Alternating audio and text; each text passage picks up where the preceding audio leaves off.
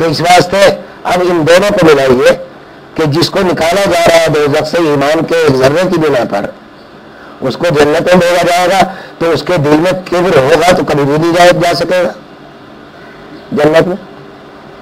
تکبر ہوگا تو وہ جنت میں نہیں جا سکے گا. اس کا مطلب یہ ہوگا کہ وہ شخص جس کے دل میں ذرہ برابر بھی ایمان ہے وہ تکبر سے خالی ہو کر جنت میں جائے گا.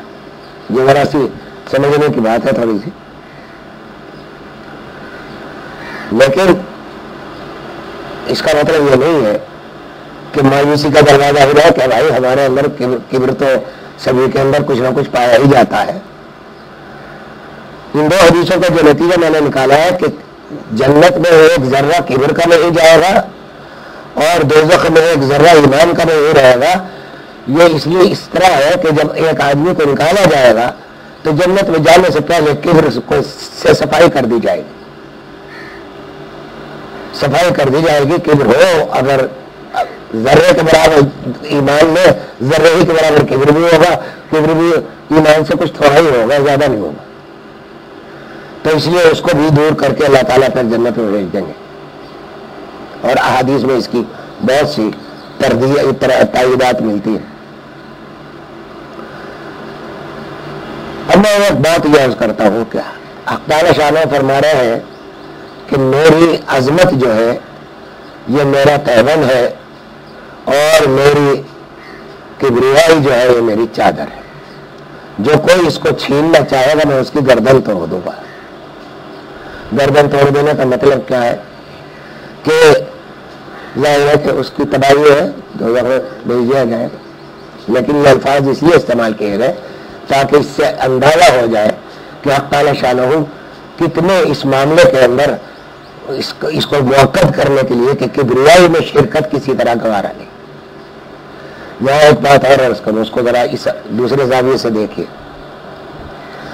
کہ بے شمار جائز چیزیں ایسی ہیں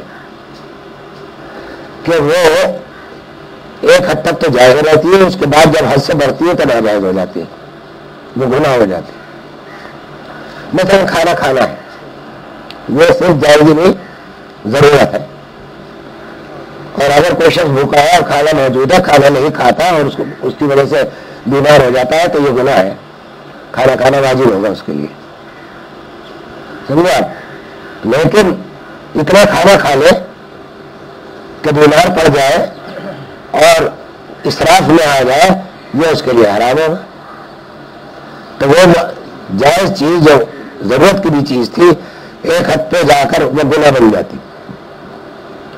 اسی طرح خرچہ ہے، جائز چیزوں میں ضروریات میں آپ پیسہ خرچ کرتے ہیں جائز ہے. بعض چیزیں خریدنی جائز ہوتی ہے لیکن اگر غیر ضروری ہے تو وہ اسراف میں آ جائیں گی کہ ضرورت تو ہے نہیں آپ کو لیکن آپ اپنے پیسے سے خرید کے لے آئے اس کو گھر میں پڑی ہے بیکار بے وجہ، تو وہ اسراف ہے، وہ غلط ہوگا.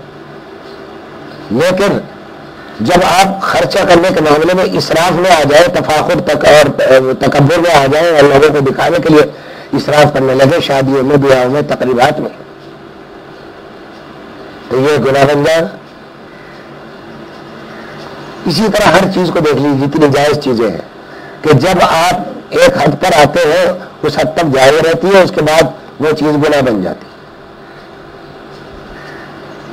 لیکن کبریائی ایک ایسی چیز ہے، تکبر، کہ تکبر کی کوئی حد بھی ایسی نہیں ہے جو جائز ہو.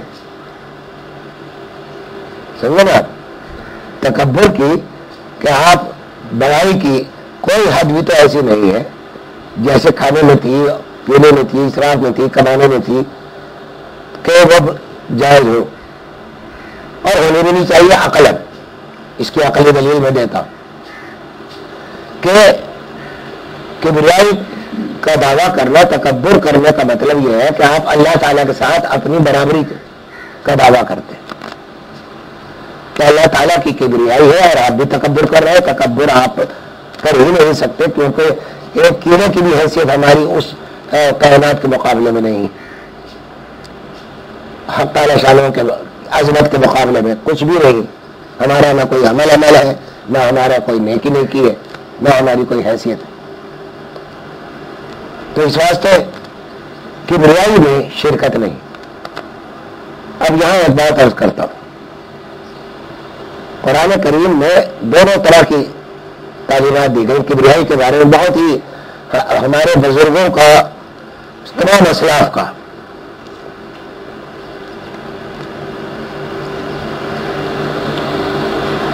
تو تمام اسلاف کا معمول یہ رہا کہ جب بھی شیخ کے ساتھ کوئی شخص بیعت کرتا تھا تو سب سے پہلا علاج تکبر کا کیا جاتا تھا. ہمارے تمام اکابر میں اس بات کا سب سے پہلا قدم یہ ہوتا تھا، جس طرح آپ پہلے الفابیٹ پڑھتے ہیں تب آگے زبان چلتی ہے، اس کے بعد اسی طرح تکبر سب سے پہلا تکبر تھا کہ یہ دیکھا جاتا، والا جاتا تھا مرید کو کہ اس کے اندر تکبر ہے یا نہیں، اور اگر تکبر پایا جاتا تھا اور پایا جاتا ہی ہے عام طور سے تو اس کا علاج کروایا کرتے تھے. پہلے اس کا علاج ہوتا تھا، بعد میں دوسری باطنی بیماریوں کا علاج کرتے تھے تمام مشائخ. خود قرآن کریم میں جگہ جگہ اس بات کا ذکر آیا کہ ان اللہ لا يحب كل مختال فخور، کہ اللہ تعالیٰ کسی بھی فخر کرنے والے کو پسند نہیں کرتا.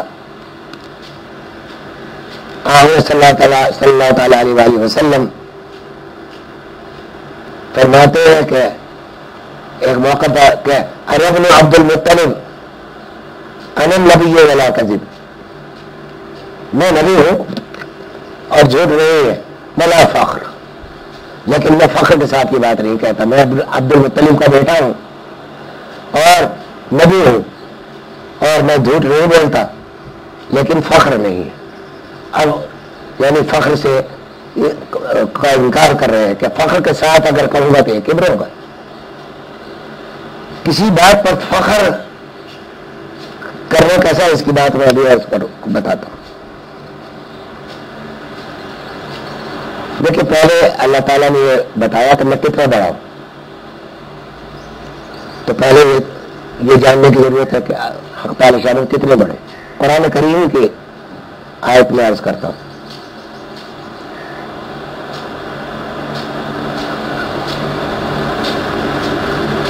قرآن کریم میں اللہ تعالیٰ نے فرمایا کہ یوم القیامت کیا الفاظ ابھی ذہن میں تھے، ترجمہ عرض کر دیتا ہوں کہ اللہ تعالیٰ کی قیامت کے دن اللہ تعالیٰ کی مٹھی میں ہوگی پوری زمین، اور زمین سے مراد بظاہر یہاں ارتھ نہیں ہے، بلکہ ساری جس کو زمین کہا جا سکتا ہو کائنات میں جتنی زمینیں وہ اللہ تعالیٰ کی مٹھی میں ہو، اور وہ مطویات بیمینہ، وہ سماوات مطویات بیمینہ، اور سماوات آسمان جو ہے وہ اللہ کے دانے ہاتھ میں لپٹے ہوئے ہوں گے، اللہ کے دانے ہاتھ میں لپٹے ہوئے ہوں گے تمام آسمان. تو ذرا غور کیجئے کہ یہ کائنات زمین، اس کے اوپر پھر خلا، پھر پہلا آسمان کے درمیان کا دائرہ، پھر دوسرے آسمان کا دائرہ اس سے بڑا، پھر تیسرے کا اس سے بڑا، اس طرح ساتویں آسمان، پھر عرش، اور اس کے بعد حق تعالی شانہ کی ذات، ویسی ذات جیسے اس نے بیان کی، جیسے وہ خود جانتے ہیں ہم نہیں جانتے. حق تعالی شانہ کی ذات اتنی بڑی کہ ساتوں آسمان دائیں ہاتھ میں لپٹے ہوئے ہوں گے. اور ایک جگہ حضور صلی اللہ علیہ وسلم نے فرمایا کہ اللہ تعالیٰ کے دونوں ہی ہاتھ دائیں ہیں، بایاں ہاتھ ہے ہی نہیں حق تعالی شانہ. اور بات تو یوں ہے کہ یہ تو ہمیں سمجھانے کے لیے ہاتھ کا لفظ استعمال کر دیتے ہیں. اللہ تعالیٰ تو جسمانیت سے پاک ہے، ہاتھ پاؤں نہیں ہے اللہ تعالیٰ کے. وہ اللہ تعالیٰ ہاتھ اور پاؤں کے محتاج نہیں ہے، ہم ہیں محتاج ان ذرائع کے، کہ ہم اگر ہاتھ نہ ہو تو کام نہیں کر سکتے، زبان نہ ہو تو بول نہیں سکتے، ناک نہ ہو تو سونگ نہیں سکتے. یہ محتاجیاں ہیں، یہ ہماری محتاجیاں. حق تعالی شانہ ان تمام حاجات سے پاک ہے، اور ان کے بغیر ہی سب سے بڑے قدرت والے ہیں. تو ایک تو یہ اس آیت سے یہ معلوم کہ حق تعالی شانہ نے اپنی بڑا ذات کی بڑائی کا ایک پیمانہ تھوڑا سا ہمیں بتا دیا کہ اگر تم یہ جاننا چاہتے ہو کہ ذات کتنی بڑی ہے تو اس سے اندازہ کر لو کہ ساتوں آسمان ہمارے دائیں ہاتھ میں لپٹے ہوئے ہوں گے. اب ساتوں آسمان الٹے جائیں گے تو اب آپ غور کر لیجیے کہ بڑائی کتنی بڑی بڑائی ہو سکتی ہے، اب تصور میں بھی نہیں آ سکتی آپ کی. تو لہٰذا